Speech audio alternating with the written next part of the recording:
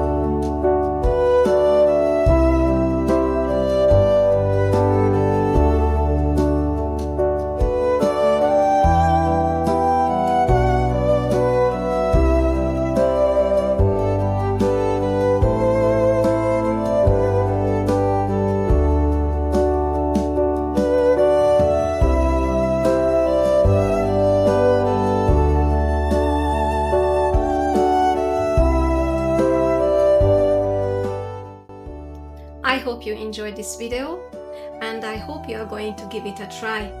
Very tasty, chewy in the inside and crunchy on the outside. If you do try, please make a comment below. I would really appreciate that. My effort would be rewarded with subscribers and commenters and people who actually benefit what I'm sharing here, benefit from what I'm sharing here. So please subscribe, make a comment, share it. I would really love to see that. Thank you very much. See you next time.